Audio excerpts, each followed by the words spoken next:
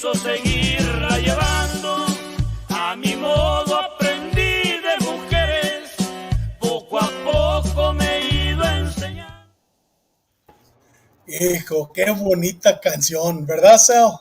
Simón. Have you heard that song before? By los Huracanes del Norte? De vez en cuando. I've never really listened to it, but until the show. You know what, man? That song, it's like the Frank Sinatra. I did it my way. That's what it is. A mi modo. I did it my way. Had you heard that song before, Bobby? Yeah, I never really paid much attention to it either, but it's catchy. You know, it's like you hear it, and all their tunes are catchy. I feel like a mafioso when I hear it. Exactly, man. Cuts by Jones. Welcome to the show, brother. What's cracking, homies? Todo bien aquí. Hey, guys, first of all, let's start off. I know you're going to introduce Big Sal, Bobby, but Sal, once again, welcome to the show. Bobby's going to give you the full-blown introduction. But before we get going, Bobby, what cigar are you smoking? What are you drinking tonight? And those of you that are watching the show, please text us. Let us know what you're drinking, what you're smoking, and we'll post it up. With that said, Bobby, what do you got going? I'm drinking another cigar from Espinosa Cigars. It's 601 La Bomba, and it's the nuclear one. I like this cigar. It's not for beginners. It's a full-body cigar. See it right there? It comes with a little pigtail, kind of like Cuban style. Right there. It has a pigtail. Oh, okay. And I'm smoking, already lit it right here. And I'm having the 601 La Bomba, and I'm drinking some tequila. I'm drinking some Lalo. Lalo, I mentioned before. Any history where you got that one at? No, Lalo was, when I was in Mexico working, I used to drink a lot of the Don Julio. I used to drink the Don Julio 70, the 70th anniversary one, and I really liked it. But Don Julio sold to, they sold to a big company, and I think they've changed a little bit. But the Lalo is, I think one of the grandsons formed his own little company. It's a very nice tequila. I love it. And here it is right here. Nice Mexican. Remember these shot glasses from Mexico, David? This is how they come over there. Man. There it is. 16-ounce shot glasses. Yeah. And funny story, when I first got to Mexico, I went to a meeting, and it was with the right-hand man to the governor of Nuevo Leon, and we're at a steakhouse. I think we had 4 of these with a beer with each one. And by the time we start talking business, the guy was ready to give us anything we wanted because he was pretty hammered. It was hilarious. And I could imagine. It was me and the political econ officer and the head of La CIA was with us. It's a good time. Oh, okay. Back then, it was called CISEN, right? Back then? Was it still CISEN, or did they change the name? Yeah, CISEN was theirs, but it was us. It was our CIA meeting with them. Oh, so later on, we got introduced to CISEN. Yeah, we did a lot of work with CISEN. Okay, got it. Christopher Kilby, man. Yeah. Another San Diego PD legend. Welcome to the show, brother Kilby. We got Doug Collier, another San Diego PD legend. We're going to be having him on our show in a couple of weeks. But with that said, I'm smoking New World by AJ Fernandez.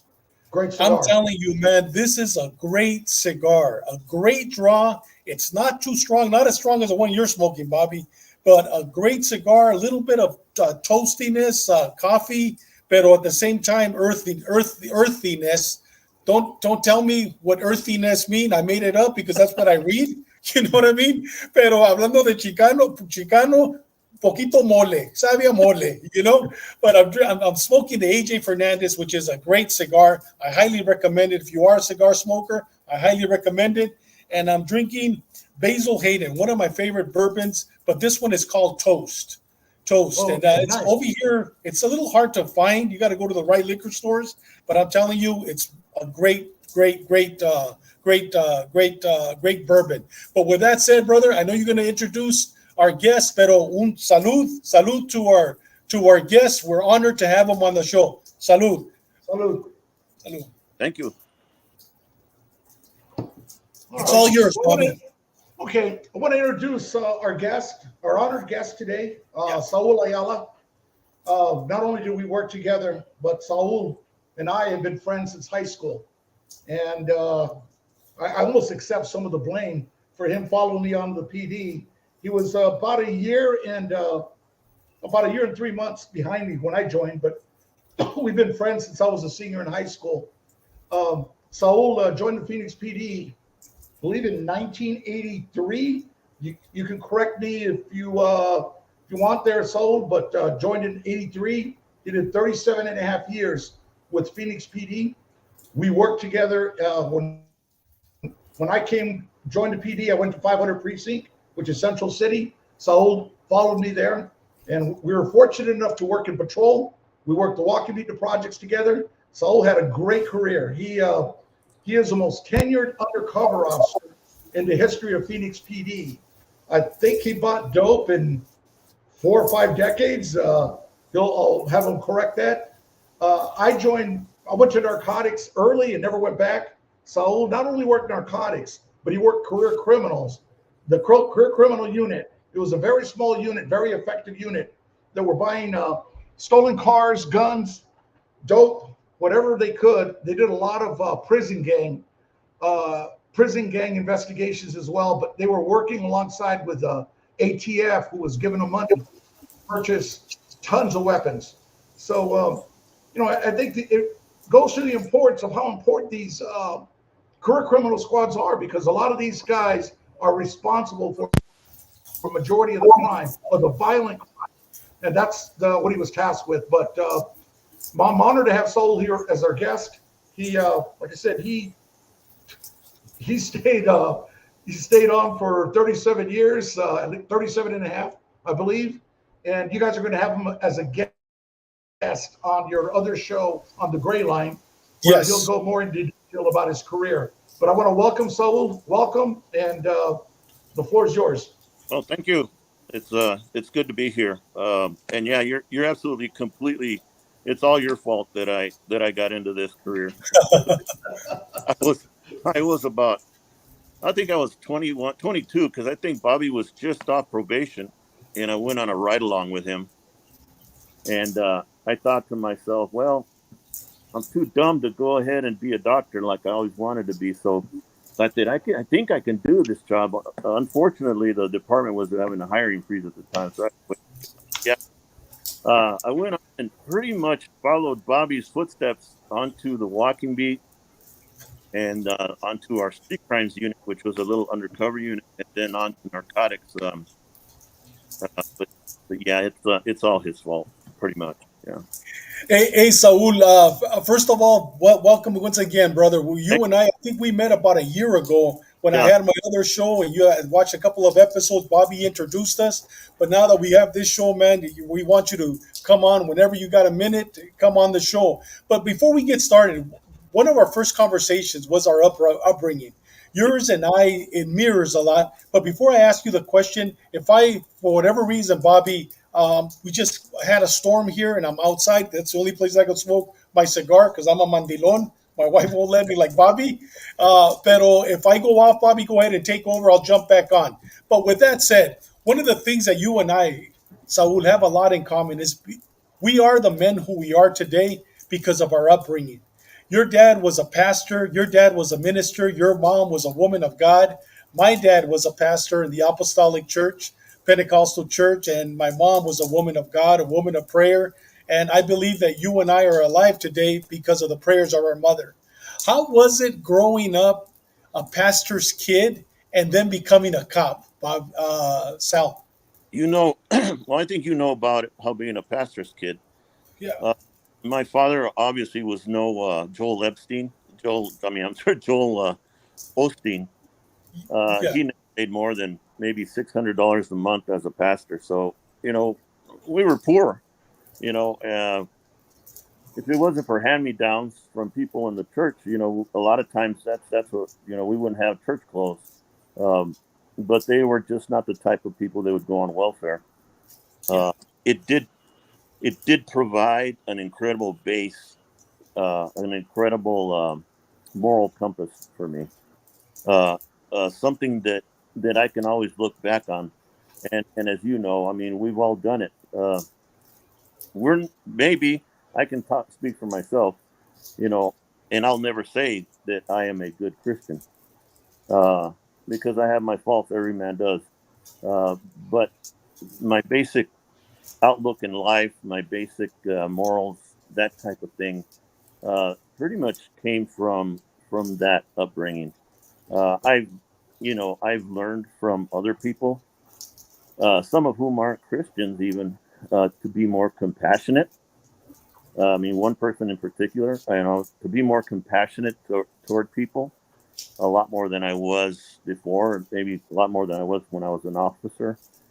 But the basic morals, the basic upbringing, it does make me what I am today, and I think it brought me through some rough times, and I've had some incredible experiences. Uh, you might even call, you might even call them supernatural, but it all comes from that, and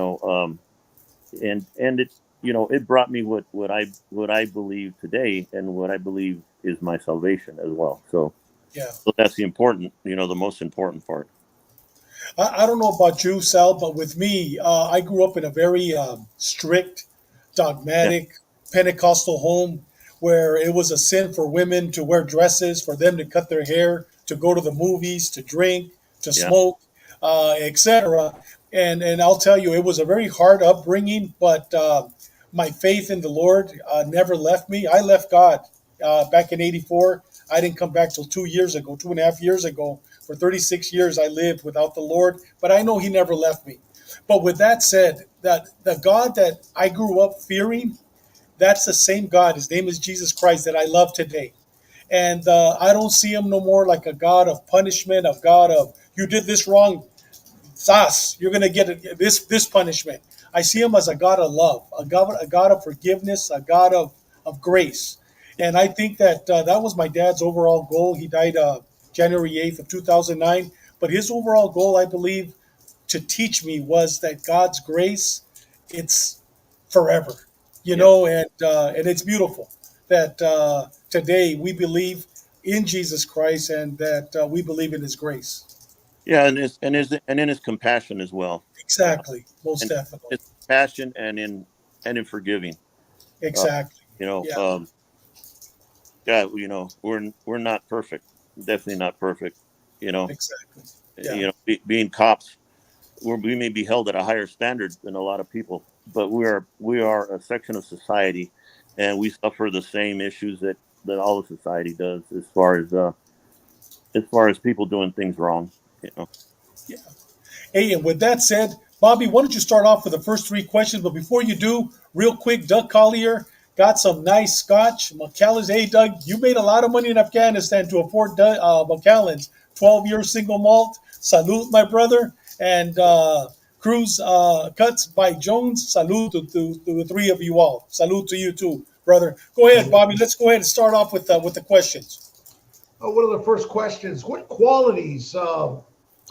We're looking at. You and I both went into the undercover world. What qualities of an officer are most suitable for undercover assignments? In your opinion, you did it a long time. I did it 100 miles an hour, but for a shorter. My undercover career was 7 years. Yeah. Yours was decades.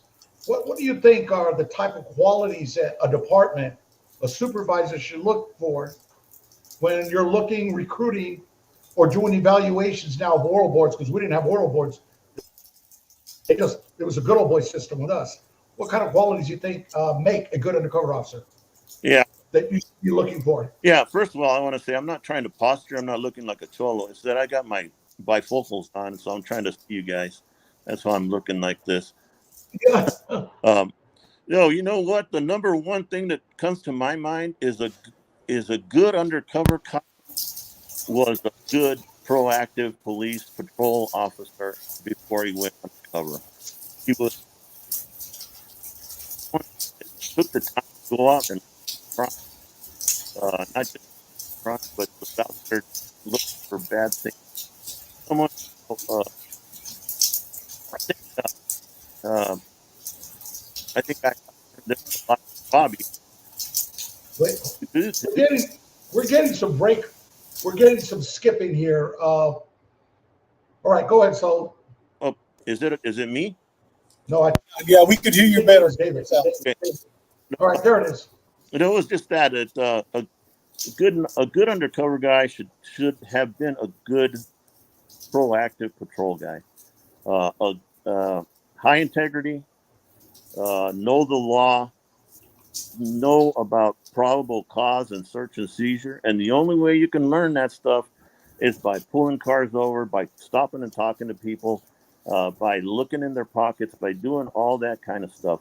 He's got to have that kind of basis. On top of that, a good undercover guy has to have an open and an open mind and a very good imagination. The ability uh, to think beyond what most people think, as far as what how to talk to people, how to get into people like that, how to design operations. I think one's imagination is something that's really important. And I think the other thing, which is maybe a little bit hard to explain, and that is you got to have that thing. I don't know, Bobby. Maybe you know how to explain. You got to have that edge, that little. I don't know, that little bit of, maybe that little bit of calle, that little bit of street. A street gives it to us, but there's a lot of brilliant people, officers, very intelligent guys, proactive guys that go to undercover details, and they can't buy aspirin at a drugstore. It's just a certain ability to be able to say the right thing at the right time. And, I really don't know where that comes from. Maybe it's growing up on the street.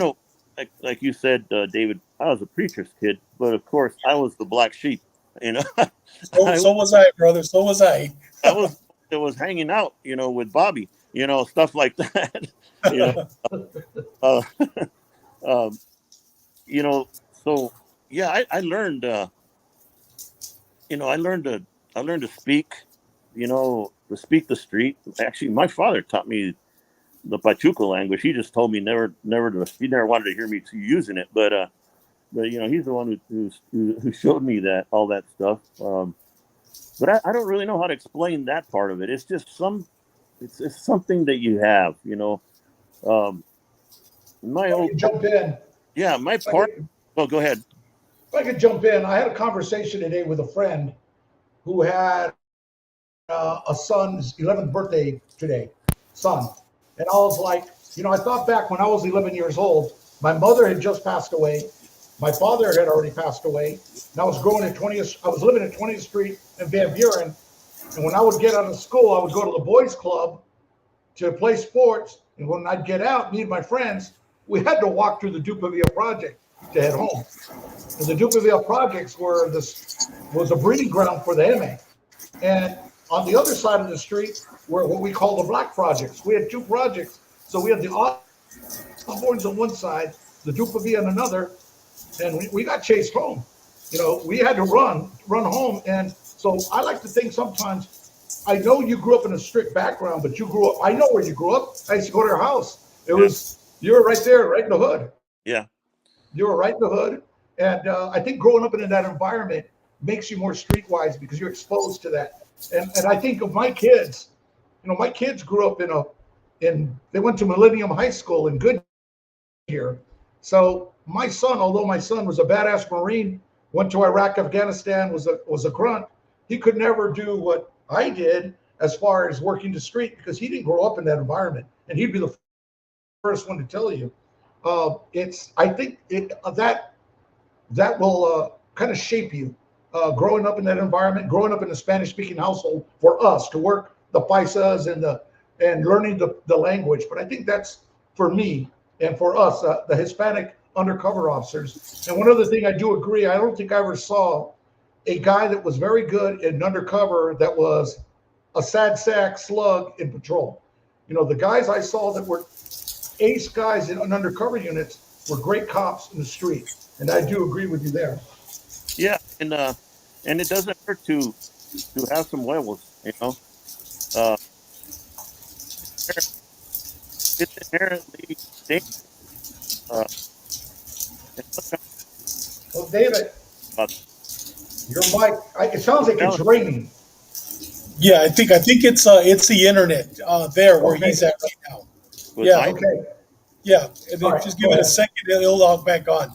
Hey, Okay. Sal, Go we ahead. got we got a couple of your buddies, your camaradas that probably worked with you. You got Blue Line RV Adventures, Blue Line. So former cop RV, he's retired. I worked with Sal for many years, and he was the best. And you got the same Blue Line. Ask Sal, who was the A team? And then you got another vato that you probably work with, 79 797 Oezy. Ask Sal who he liked better, Ray or John. You got some good camaradas on there, Sal. Yeah, I was just about to mention my partner Ray. Dupavia's busted in there. Let's see. Yeah, and that's what it is. Dupavia, bro. He's watching, man. My partner Ray was one of those fast travelers. He was Go, Robert. probably one of the most incredible investigators I ever knew. I mean, amazing investigator. Had never worked undercover. Was a gang investigator. Brilliant mind, good guy. Had huevos the size of my head, and that's pretty big. Uh, but he had all of that. He had the street talk. He had he had the he had that little extra thing. Yeah, And even though he hadn't done it much, once he did it, he was a natural. I mean, he was incredible. I think he made nearly 1,000 undercover buys in just maybe 2 or 3 years. He was really good, and wow. we had some very productive years. He and I on the career criminal squad. And he's my brother, and John, of course, is my brother too. He John is like me and a couple other guys on that squad. We were the walking wounded. The we were all busted up. Well, there was always something wrong with us. I think it was our last chance that they had given us. That John is another guy. I heard. Trying to think who said it. It might have been a county attorney, or it might have been. I don't know. Maybe John can remind us. But somebody said if somebody killed me, John is the guy that I would want to go find my killer because of his prowess. Just Yeah. an amazing guy. Army Ranger. I mean, total shit magnet on the street when he was when he was a patrol guy. And You know just what, Sal? Give us his number. We'll give the number to Bobby. We'll give him a call. We'll have him on the show as a guest. It'll oh be an hell, honor to have him on with us, man. hell yeah, yeah. Those two guys are amazing guys. And yeah, it's I think that it had a lot to do with the street and things like that. Uh, I think the biggest thing that let me succeed, and which is very important for young guys, is listen to the older guys. However, listen, but don't necessarily do what they say. Sort that stuff out. Listen to the older guys. Keep your mouth shut and listen. Uh, but watch the successful guys and listen to them, because you're going to get a lot of bad information, a lot of bad advice, as Bobby and I did when we first started. Bad advice, poor training. We had to sort that stuff out on our own. But I think I had a gift for listening, and Bobby and I have discussed our pedigree. We had experience dating back from the 1960s, guys that were helping us, telling us little hints here and there, and it was up for us to listen. I think I was a success, not so much because of me personally.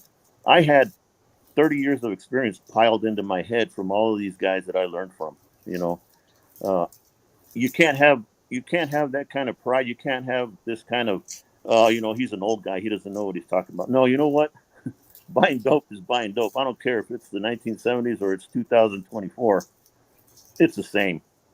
working undercover, that never changes. I think that basically covers the advice I would give young guys is that kind of stuff. But most important, integrity. Remember the Constitution. Don't take those dumb shortcuts, because eventually this guy's going to fall. You don't have to be the guy that takes him down. And obviously learn to operate in the gray many Yeah. times. Yeah, learn to operate in the gray. Bobby, go ahead. Go with the second question. One point on what Saul said, one of the things that he mentioned was we had some really good guys that were, before us, but we had to sort through what was good and what wasn't, because Saul and I were initially told that undercover guys do not carry firearms. So when I started working undercover, I was going into dope houses without a gun on me. And next thing I know, everybody there had a gun but me. Because they were like, That's crazy, Bobby. That's unbelievable. Some guys were telling me, no, you don't carry a gun, because if they find a gun on you, they'll know you're a cop. And we're like, but see, the guys that were telling us this were guys that had never bought dope. They just guessed this. And then later on, one of the things that helped me is when I went over to DEA, I hooked up with Johnny Vasquez. I've mentioned him before, and Delbert Salazar over at DEA. Those are guys that I leaned on heavily to pass their knowledge down to me. But I mean, we were going in without a firearm and thinking that's the way it was supposed to be. And eventually we start realizing we're the only fools in a dope house without a gun. So we had to learn how to sort through there. So question number 2. What is the difference? Hey, Bobby, before you ask a question, this is a really good comment from the Blue Line RV Adventures. Saul was on the V-34 squad, and he was a godsend to us. His experience was worth its weight in gold. I was the lead investigator in the single largest cocaine seizure in Phoenix PD history, 997 kilos of cocaine. Wow. Hey, now I know who that is. Okay. What I need to ask him now that we're both retired is what happened to that other 3 kilos? I don't know. He has an RV, so I don't know. Yeah. I'm just saying. Hey, but he says that he was a lead investigator, but you held his hand. Can you, right before Bobby answers the next question, tell us a little bit about this case, about this 997 kilos, dude? That's legendary. Not even DEA does that, and they work full time. Tell us a little bit about it, if you don't mind. Correctly, I had very little to do with it. If I remember correctly, it was one of these deals where patrol went to a house and knocked on the door, and the people guarding the dope ran out the back door and abandoned it. And they walked in and saw all this stuff and called narcotics to go tell them what it was. And it was kilos of coke that were wrapped, and then they were wrapped a second time with I believe it was transmission fluid in between the first wrapping and the second wrapping to hide the odor. It was pretty cool. There's something to see, something else to see. Yeah. Oh, without a doubt. Yeah. Go ahead, Bobby, with the next question. So what's the difference between, we talk about this all the time, a undercover officer and a plainclothes officer, and go into the differences? Because a lot of times, you and I, we've talked about this, a lot of guys that work plain clothes will say they worked undercover, but there is a difference. Yeah, there's definitely a difference. I believe the difference goes even further. There, you can work in an undercover detail and still not be an undercover officer. Just because you work on a detail that has relaxed grooming standards and you decide to grow a long beard and get long hair and wear a fanny pack and Merrell hiking boots doesn't mean you're all of a sudden undercover. All of the other things have to pertain as far as, going out, making contact with criminals and convincing them that you're another criminal. That's undercover work, not surveillance, not sitting at the phone, which I will mention later. Not being on the phone, not surveillance, not covering, and there's guys that are great at writing search warrants, but face it, they're not undercover guys. That's one of the biggest things that I see the difference in the two. I think you and I have talked about this. It's you get an undercover unit or a unit that has undercover officers, but you always have a small group that are making the buys, and then everybody else that is support. You need that support. You and I have talked about we needed that guy that could sit in the back of a van when it's 112 outside in Phoenix and not move and keep an eye on us. So if we gave the signal, they're gonna come charging in to come save our ass.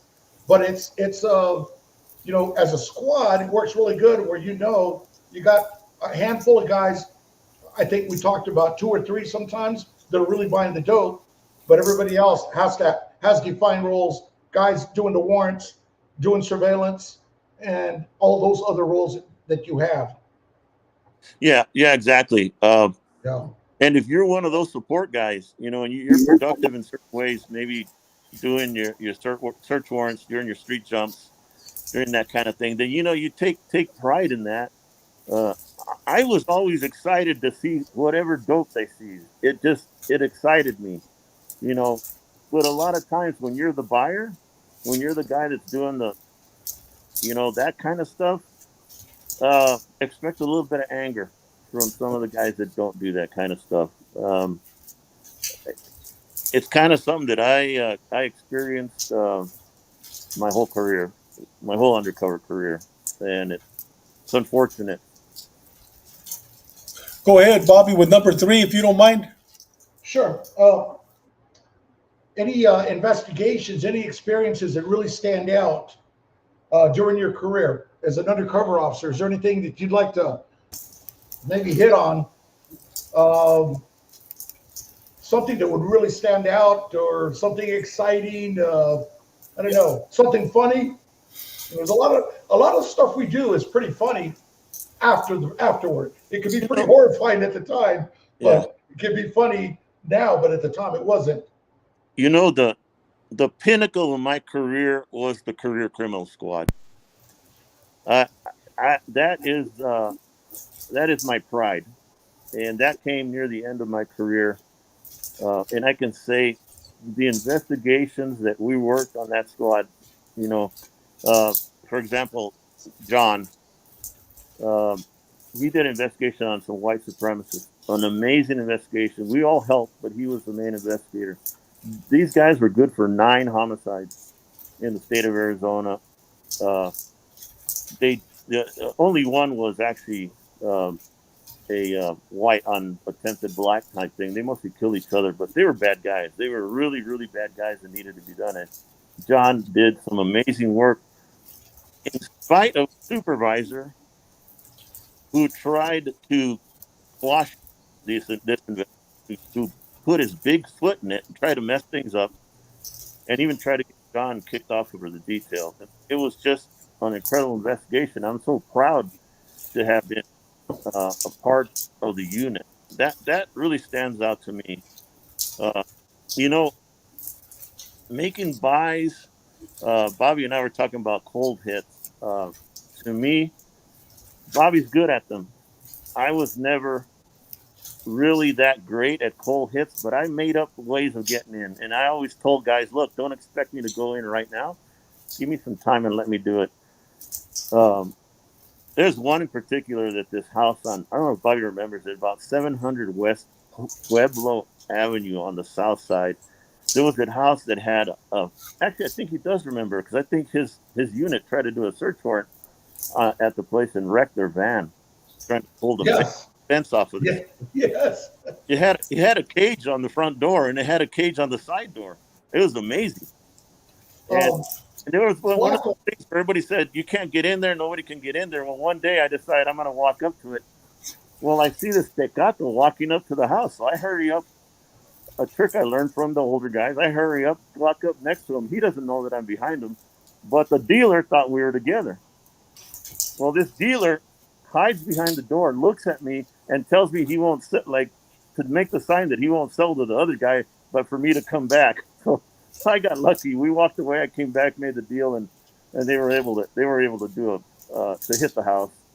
I don't know how they got in, but they finally got into that house. But things like that really stand up where you have that challenge where, hey, nobody can make a buy, nobody can make a buy, and like you said, you know, times where you go in there and you know, you make the buy and people don't even, they, like Bobby said, you go in so quick, come out so fast, they didn't even know you did it. You know, all of those things, all the things stand out. And to do the big deals, you have to learn on the street. You have to learn about the small stuff. You have to start small to learn the verbiage, to learn the words, the cryptic words that they use to describe their dope, how they talk, things like that. So, I think all of the street buying that I did uh, added up. Uh, one deal that comes to mind is a deal that was finished, started by Flaco Ernie Moreno. Uh, my partner at the time, Rudy Casillas, and I worked it. We got pulled off to do a wiretap. Ernie Moreno kept it alive, and we came back and took off this guy. Uh, Fidente with took him off. He delivered 5 kilos of cocaine to us. It turned into a search warrant out of California on a family that was laundering money through the feds. It was doing about $1 million a year. I'm sorry, $1 million a week. Wow. Money, and this was back in 89, 88, 89. Um, it turned out to be a really, really good case. We did some really good undercover stuff. Everybody involved. Dave Miranda was my money guy. Rudy Casillas was there. Ernie Moreno and I did most of the talking. Um, and in the end, when we gave the bus signal, nobody came. Nobody was paying attention, and there we were holding 5 kilos of cocaine, and the bad guys were demanding the money, and the cops never showed up. Eventually, somebody saw it happening, and they showed up, and we got yelled at. Um, but it turned out to be a good deal. That one really stands out because uh, I felt really close. It was good working with Ernie, somebody that I looked up to when I went to narcotics. And it was good getting it all done. It was a good deal, and it tied into the other search, the money laundering. The other area was in California. DEA in California did that side of it, so it turned out to be a good one. That one turns out, and then on the career criminal squad, Ray and I ran into some really really good people. One of the deals we had ended up. Ray had bought a car off of this female. She was a meth addict. That when she was on meth, her face twisted up in a crazy ass, like, whoa, crazy, creepy looking clown smile. And she told us a story about her son dying. Ray called homicide. Turns out that they did have an unknown death. So we were able to manufacture this deal where that lady and her husband hired us to kill 2 witnesses, and they went away to prison. Otherwise, that child would never have gotten any justice. The homicide thought the child was smothered intentionally, but there was no way to prove it. But the 2 went away for the murder for hires, and that's again, that was an imagination thing. Ray, my partner, was amazing in that. But that's one of those that feels really, really good. Um, Hey Sal, we have 2 questions from our listeners. Roger Demshock, he's a legend with the San Diego Sheriff's, worked on the FBI task force for many years. He's watching the show right now. My brother, maybe he can talk about red flags. The opportunity for anyone on the case to put down the operation if anybody felt a red flag. That's yeah. one question. Answer that, and then I'll throw the next one up by Jerónimo de los Cielos. That's an amazing question because Bob Yes. discussed this before. um, about how we would have objected at the time, but yeah, it would have been nice for a supervisor to now and then tell us, you know what, I see red flags, don't do it. And this is advice I would give a young I'd give this undercover a young undercover guys in some of the classes that we gave was you know what, the bad guys talk themselves into buying selling you dope. They might think you're a cop, but they let the greed take over, and they talk themselves out of their own instinct. We do that too, you know. We see red flags, and we talk ourselves out of pulling out of this deal. You know, one of those instances, my partner Ray and I were involved in this deal buying marijuana. This all of a sudden, this guy comes up that he's got a large amount of marijuana.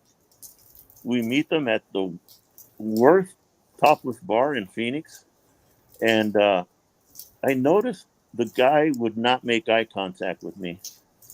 Would not make eye contact with me the whole time. And it was one of those where it's "Órale viejon," you know, big hugs every time we saw each other. But this day he would not make eye contact with me. To make the story short, these guys were trying to rip us off, and they lured us to a house. And again, me knowing this, me having this feeling, I said nothing. I talked myself out of trusting my instincts. And luckily, at the end, uh, we we did the right thing and got out of there. But it got to the point where Ray and I had made plans on uh, who was going to shoot who and who was going to do what, and we got out of there. And they were later arrested and admitted to detectives that they had planned to rip us off. They were going to kidnap us, take us where the money was, and of course, you know what happens after that. That was a bad mistake that I made late in my career because I would not listen to my instincts and I did not pay attention to the red flags. It was just the fact that he wouldn't make eye contact. You know, I kicked myself for that. I kicked myself, especially because I put Ray in danger. You know, that it's one of those things that I just could have kicked myself. Um, What Horrible. Hey, one of the Sal, things? go ahead. Real quick, Bobby. We have another one with a follow up from Go ahead. Geronimo. Go ahead. What was your favorite signal or to go, either verbal or signal? And then he follows up with verbal phrase in Tucson that stood out was, "This is peachy keen." Does that sound familiar? You know what? I gotta say, This is Peachy Keen. it would sound like "Este es pinche keen," or something like that. But I don't.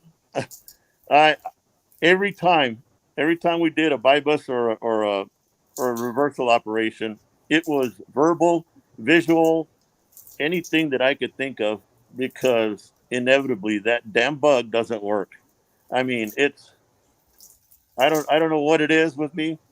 I think they are made in Satan's factories, because back in the day they wouldn't work, and now they work too good, and they catch me saying things I don't want to be I don't want to be heard saying in court. It's just I would say yeah, you got to go with the verbal and you got to go with the visual. The danger signal of hands up in the air. Uh, my belief is that means that they got you dead, and their head better blow up, because uh, if somebody goes for a gun, I'm gonna kill them and then drop my gun. I don't care what anybody says. I don't care what the SWAT guys say. But if I have my hands in the air, that means I'm gonna die in the next few seconds, and his head better be missed. That's just the way it is. But yeah, I would say there's no preference. You just got to use all of them, all of it that you can think of, because the bug never works. And like I said, we did that buy bus for the 5 kilos. There was probably 60 cops out there. Not one single guy. The supervisors forgot to assign somebody to watch the UCs. Wow. Everybody was doing something else. Nobody was looking at us. So that's what's going to happen. So, I wouldn't rely on the verbal. The visual sometimes works. It should work all the time. And again, I would not completely rely on my cover, because they could be in the next room, and you know what? It's you and the bad guy. That's it. That's what's going to be in those first few seconds, is you and the bad guy. Go ahead, Bobby. I knew Real you wanted quick, to jump in. Dispensa. Go ahead, Bobby. no problem. Real quick, Johnny Vasquez and I gave a bus signal on a deal, and you gotta, the surveillance, your hit team needs to be in a position they can get to you. And just by luck, bad luck, a train was going by, and everybody was on the other side of the train tracks. And they couldn't, we're giving the signal over and over, and nobody shows up. And I wish I could have had a flare gun and shoot it in the air, because I was like, where's everybody at? And that was the one where I told you, Johnny and I had to pull our guns out. Had to walk up with a bag. They thought it was a money bag, and it was just a gym bag.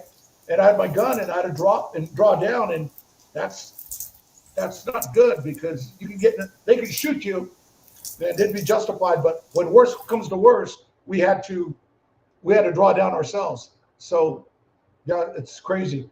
Saul is afraid of clowns. So am I, though. Yes, I am. You know what? As far as the bus signal is concerned, I think my favorite one to say was it was the silliest thing that we used to always come up with was oh,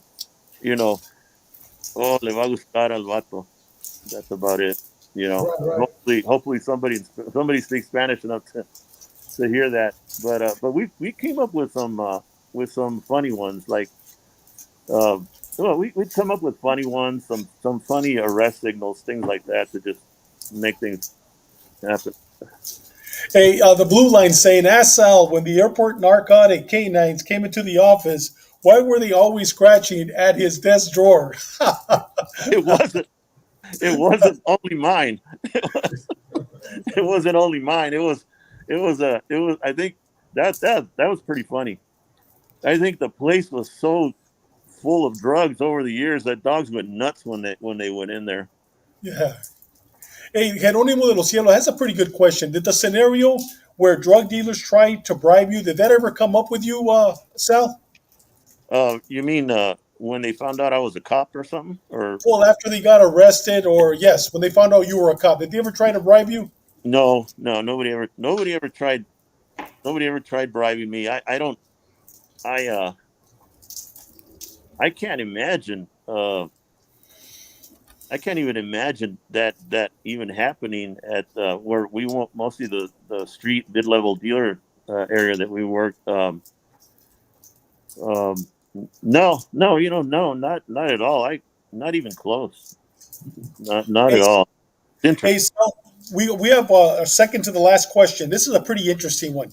Can you share some close calls and dangerous situations you were involved in, and would things be handled differently today?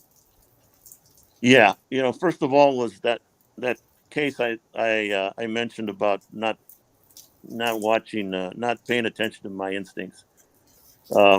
Bobby and I did a lot of buying down in these housing projects they called LULACs, in South Phoenix, and it was funny. One of the apartments was always selling dope down there, so I bought dope off of this gang member down there one time, and I go back obviously alone, like we always did back then, and again, don't take your gun because they're going to think you're a cop. So he invites me into the apartment. I walk in and there's two couches. There's somebody sleeping in each couch, and they got their heads covered with blankets. They're kind of peeking out. And the dealer faces me. He's probably standing maybe 5 feet away from me. He reaches behind him and comes up holding a gun in his hand, just like this. And in one motion, takes the magazine out and hands me the gun as collateral while he goes and gets the drugs at another location. It talk about me just about urinating in my pants. It was it scared me so bad because obviously all these people were in there watching, and there was people upstairs. I could hear them. Uh, that that really scared me. And of course, today we handle differently. We would be armed. Secondly, we'd probably, hopefully, have a partner with us inside the apartment. And I don't care, man. You undercover guys, a lot of you guys are going to say, "Oh, but they won't let two people in." Oh, hell yeah, they will. If your partner walks in when you do, what are they going to say? If they say no, then walk away. It ain't that important. It's just not that important. So you walk in with two guys. On career criminal, we were real short-handed. We'd call DPS. We'd go make buys 4 or 5 deep. You know, we'd walk in a place to buy some weapons, and we'd take 3 guys with us. You know, uh, it's just the way bad guys are. They cruise with their posses. That's how we did it. But it would be handled differently. The other time was I was with a female partner, and we had been buying PCP off of these people down on the south side of Phoenix on Broadway Road. Uh, down on there was a female drug dealer down there named Stephanie Jack that had a bunch of crack houses, and we had been buying PCP there for a few weeks. So we planned on buying an ounce of PCP this time. Well, unfortunately, Stephanie was there that day.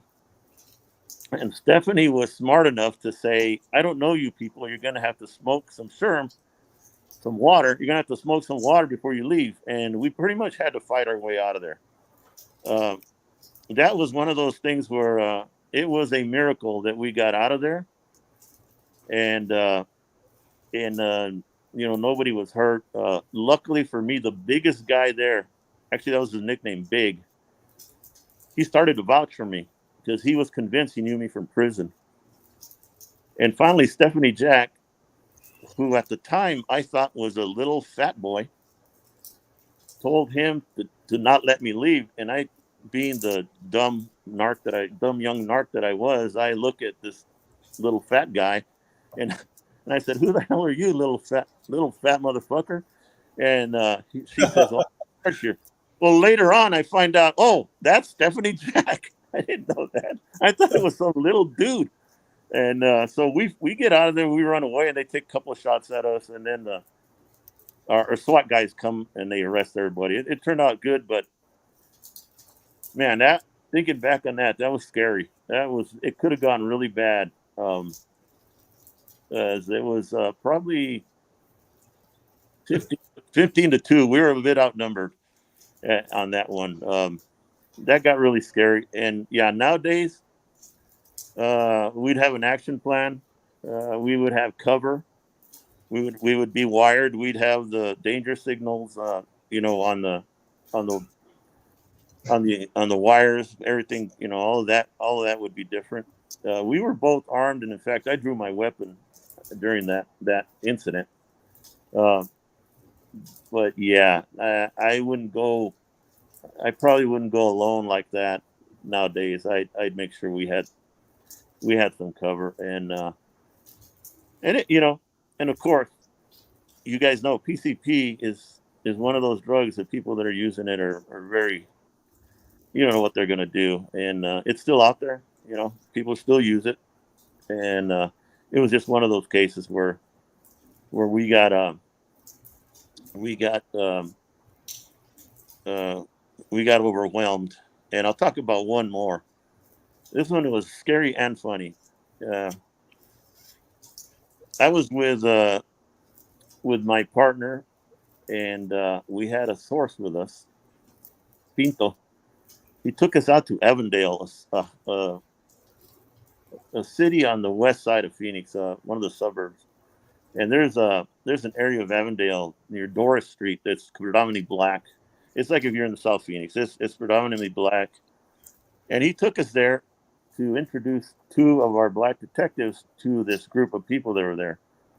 And these 2 detectives, Derek Elmore and Darius Potts, they were 2 of the most incredible guys that I ever worked with. It just brave as hell, great undercover guys. They didn't care who it was that they were going after or whatever. They're very productive, very, very good undercover guys. They go out there and the shit turns to hell. I mean, just um, they start arguing. Next thing I know, I see Darius pull his gun. I see Derek pull his gun, and we jump. You know, I'm in the back seat of the car looking at these guys, and they jump into the car, and this guy takes 6 shots at us with the biggest gun I ever saw in my life from about maybe 20 yards. Not even. No, I'm sorry. Maybe 50 feet away, maybe less, and he missed us. Uh, that was another time that I was really scared. I had already been injured. I had already been shot. So that really made me sick to my stomach to hear that big bang. Because the first time I got shot, I didn't hear the bang. This time I sure heard it. And that was a real scary deal. We were in another city. And then the police from that city showed up, and they were less than cooperative. Our department had to take the investigation. But those three things stand out. There's been a few pretty scary ones, and I'll tell you, man, I'll tell everybody this. I've never not been afraid.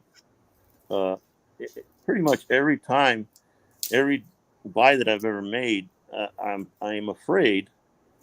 Um, when I was younger, that was kind of the fuel, that was the rush. It was getting so scared. As I got older, it was just it was easier to control, um, and it was just one of those things that the fear makes you more aware, makes you plan better, I think it makes you quicker if you don't let it get a hold of you, because I've seen guys literally shake while they're making a buy. Um, I've seen it several times. When I first started, I shook. But you get over it. But I'll tell you, I was never not afraid. And I think when people say that they're not afraid, I don't know. There may be something wrong with them, or they might be a little bit dangerous, because you have to have that still in you. It's gonna be what's gonna make you fight when the guns come out. We have another question from one of our listeners, Andy Cota, another legend with the California Department of Corrections. He was an associate warden. I think he was a warden also. Maybe I'm wrong, but I know he was an associate warden, a captain at St. Quentin, a lot of prisons. He says that any of you or your partners get the Stockholm syndrome. If not, how did you prevent it from occurring? Absolutely. I got to tell you, Andy, when you've been whining and dining a guy for a couple of months, you've met his family, I mean, you kind of feel bad. You feel bad when it comes down, and it's like, it's kind of like you have to remind yourself, he made the choices. You're on the right side. He's not. I always offered them a chance. We had a DEA with us a lot of the times, and I'd say, look, go ahead and ask him if he wants to do something. And if they turn it down, that's the kind of guy he was, hammer him. But if he's going to do something better for the feds, great. As long as he got a conviction in the end, that's fine.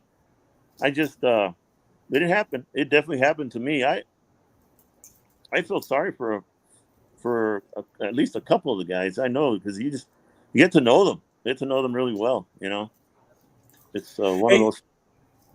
hey, Sal, we have this is our last question. Any words of wisdom for any young cops or civilians considering work as an undercover cop?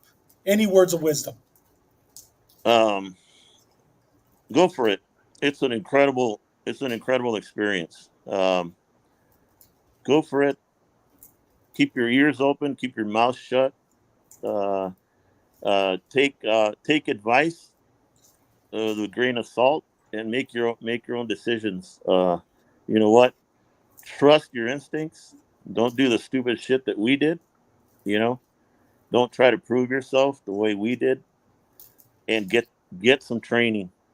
The Department of Public Safety undercover people are always good, and they have always lately, especially, they've had some great trainers, and some great narcs. You know, they've had some legends over there. Um, the training is really important, and don't let your ego get you, and say that once you're there and you've been there a couple of years, you know everything, and now you don't want to go do any training. Nah, it's always important to do training. And you know what? Don't treat uniformed officers like they're something below you. You are one fiscal decision from being back in that uniform, and that's where you came from. They're your brothers and sisters. And again, never forget that you're a police officer. 100% of the time, you're not a dope dealer, you're not a paisa, you're not a gang member, you're not a biker, you're a cop who's putting on a mask and pretending to be a bad guy for a few minutes. There should never be any line there. There should never be any, I'm taking this home, I'm living the lifestyle. My personal method, forget about your undercover persona, because it's just going to get you in trouble. You're who you are. You're a cop 100% of the time. That's it. That would be my advice. And you know, the blue line, very true. We came to work each day saying, what can we do to help patrol today? Without a doubt, that's exactly. But Absolutely.